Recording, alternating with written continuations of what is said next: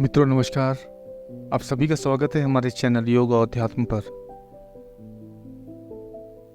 मित्रों, वर्तमान समय में अगर हम अपने आसपास देखें तो अधिकतर व्यक्ति विभिन्न शारीरिक व मानसिक परेशानियों से जूझ रहे हैं। तनाव, चिंता, डिप्रेशन, एंग्जाइटी, डर, आत्मविश्वास की कमी जैसे विभिन्न मानसिक समस्याओं से पीड़ित हैं। कार्य की अधिकता व समय के अभाव के वजह से व्यायाम, योग आदि भी नहीं कर पाते। निष्क्रिय जीवन शैली की वजह से अनेक बीमारियों जैसे मोटापे, बीपी, शुगर जैसे गंभीर बीमारी से पीड़ित होकर अपना स्वास्थ्य, समय, ऊर्जा व सभी कुछ बर्बाद कर रहे हैं। मित्रों, शारीरिक व्याधियां तो नजर आ जाती हैं, पर मानसिक पीड़ाओं, मानसिक बीमारियों का क्या? हमारे समाज में मानसिक परेशानियों के लिए जागरूकता का अभाव होने के कारण यह विभिन्न प्रकार की मानसिक बीमारियों में बदल जाती है। इन सब मानसिक परेशानियों को दूर करने के लिए ध्यान चिकित्सा का कार्य करता है। और मित्रों, देखा जाए हमारा ध्यान को अपनाने से कोई आर्थिक बोझ भी हमारे जीवन पर नहीं पड़ता है। यह बिल्कुल निःशुल्क है। बस आपको उसको नियमित करने का संकल्प लेना भर है। जो लोग हमारे चैनल से जुड़े हैं या इस वीडियो को देख रहे हैं, मेरा उन सभी से विनम्र निवेदन है कि ध्यान को अपनी दैनिक जरूरत में शामिल करें, अपनी रोज की आदतों में शामिल करें। जैसे आप रोज खाना खाते हैं, पानी पीते हैं, काम पे जाते हैं और अन्य प्रकार की क्रियाएं दैनिक स्तर पर करते हैं, इसी प्रकार ध्यान को अपने जीवन पर लाकर आप बहुत सारी महत्वपूर्ण लाभ पा सकते हैं। बहुत सारी मानसिक परेशानियों से आप बच सकते हैं। आप अपने कार्यस्थल, समाज, घर, परिवार पर इसका अच्छा प्रभाव छोड़ेंगे। ध्यान को अपनाने से आप अपने जीवन में अनेक चमत्कार होते हुए देखेंगे। हमारा हमेशा यही प्रयास रहता है कि हम ध्यान के प्रति लोगों को जागरूक कर पाएं और अपने इस चैनल के माध्यम से अधिक लोगों तक पहुंचकर ध्यान की विभिन्न तकनीकें लाकर, बताकर उनके जीवन में एक सुखद परिवर्तन ला पाए। तो मित्रों, इसी क्रम में आज हम आपके लिए ध्यान की एक और नई विधि लेके आए हैं। बुद्ध ध्यान की यह प्राचीन तकनीक बहुत महत्वपूर्ण तकनीक है, जिसे विपश्यना ध्यान के नाम से जाना जाता है। आज हम चर्चा करेंगे कि कैसे इस ध्यान की साधना का जन्म हुआ, कैसे यह पूरे विश्व में फैली। मित्रों, ध्यान की अनेकानेक तकनीकें हैं। भगवान शंकर ने माता पार्वती को विज्ञान भैरव तंत्र में ध्यान की 112 विधियां बताई थी। विभिन्न आध्यात्मिक गुरु ध्यान की विभिन्न तकनीकें सिखाकर लोगों के जीवन में परिवर्तन ला रहे हैं। ओशो ने भी ध्यान की 150 विधियों के बारे में बताया है। तो दोस्तों, कहने का आशय ये है कि ध्यान प्रत्येक व्यक्ति को करना चाहिए और विभिन्न तकनीकों पर कार्य करके अपने लिए एक ध्यान की पद्धति को निर्धारित करना चाहिए। तो आइए जानते हैं कि बुद्ध ध्यान की एक महत्वपूर्ण ध्यान तकनीक विपश्यना के बारे में। लगभग 2500 वर्ष पूर्व भगवान बुद्ध ने विपश्यना ध्यान पद्धति का विकास किया था। यह ऐसी एक चमत्कारिक ध्यान पद्धति है जिससे अनेक लोगों ने बुद्धत्व को प्राप्त किया। विपश्यना का अर्थ है सभी चीजों को वैसे ही देखना जैसी वह है। सभी चीजों को जो हमारे आसपास हैं उनको वैसे ही अपने मूल स्वभाव, रंग, रूप, आकार में स्वीकारना, क्योंकि स्वीकारना एक बहुत महत्वपूर्ण मानसिक क्रिया है।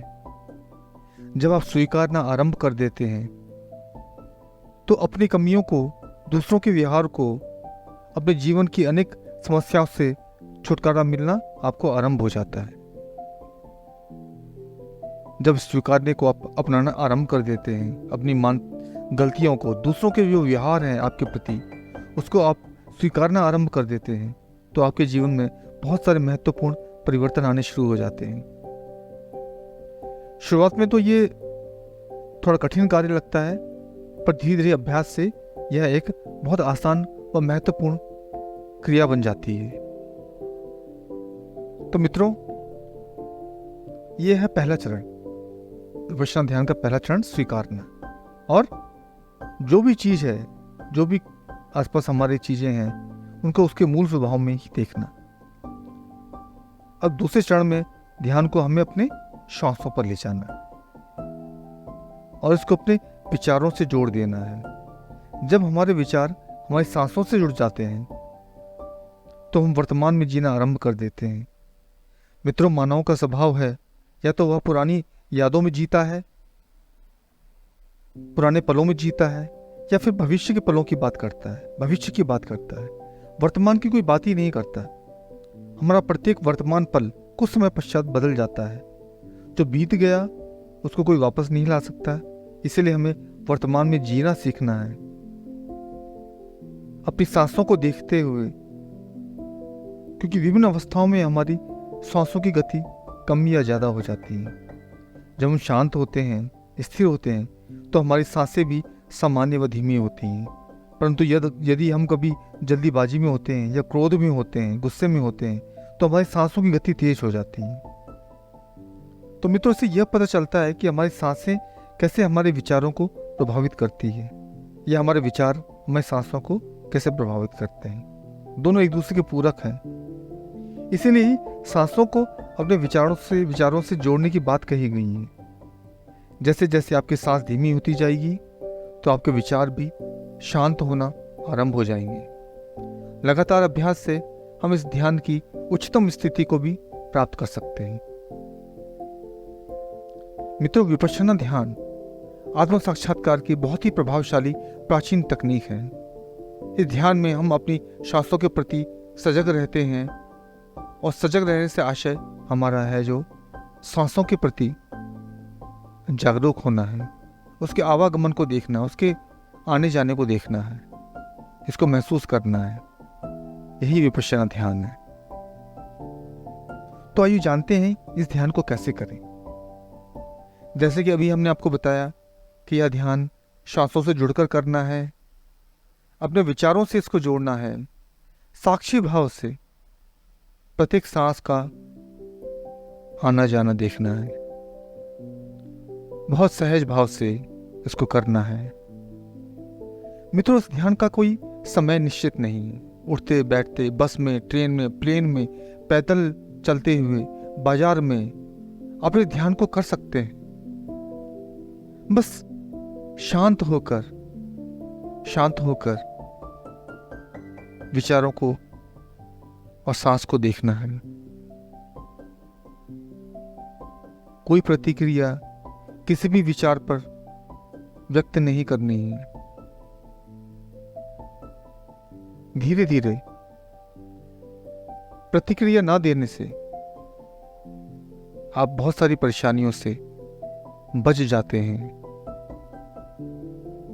जैसे क्रोध दिलाने पर, झगड़ा होने पर कोई प्रतिक्रिया ना देने से आप इससे होने वाले नुकसान की संभावनाओं को बहुत कम कर देते हैं। विपश्यना ध्यान को करने के लिए भी कोई निश्चित समय नहीं होता है।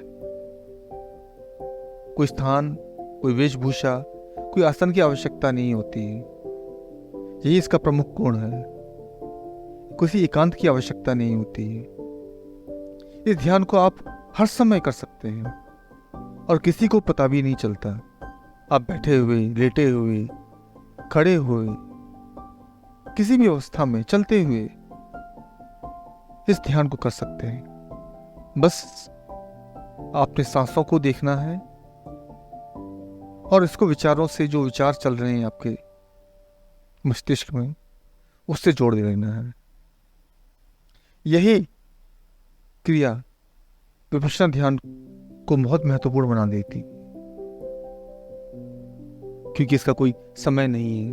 आप हर समय इसको कर सकते हैं। आप वर्तमान में जीना आरंभ कर देते हैं।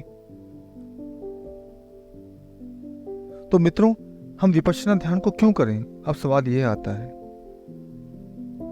कि यह ध्यान हमें क्यों करना चाहिए, कि जबकि ध्यान की अन्य विधियां भी प्रचलित हैं और ज्यादातर विधियां जो है सांसों पर ही आधारित हैं।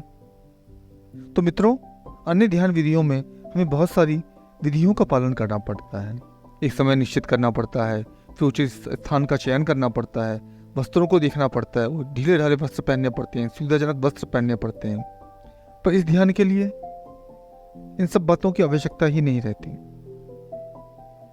आप इसका अभ्यास भीड़ में, आराम करते समय, वाहन चलाते समय, कहीं भी किसी भी समय कर सकते हैं।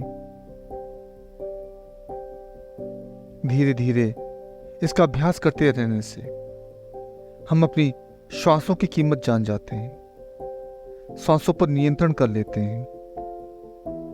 धीरे धीरे ध्यान हमारा स्वभाव बन जाता है। हम वर्तमान में जीना आरंभ कर देते हैं।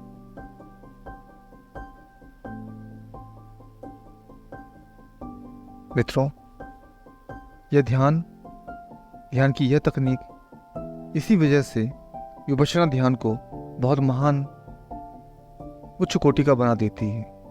इसीलिए बहुत सारे ज्ञानियों ने इस ध्यान विधि से बुद्धत्व को प्राप्त किया है, उस ज्ञान को प्राप्त किया है। अब मित्रों, उसके लाभ क्या है, आइए जानते हैं।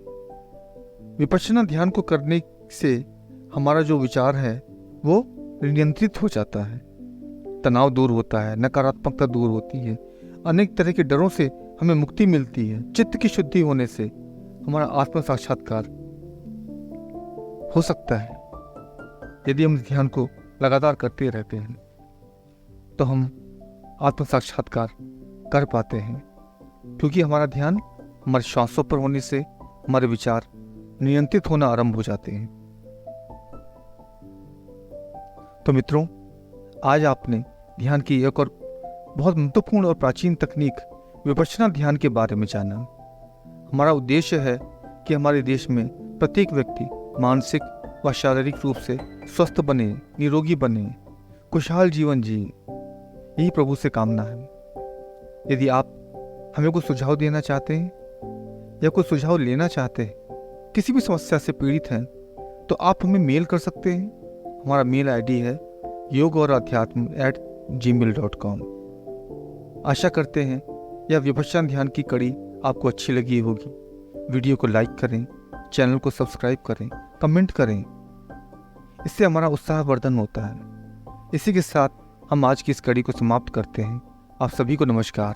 आप सभी का दिन शुभ और मंगलमय।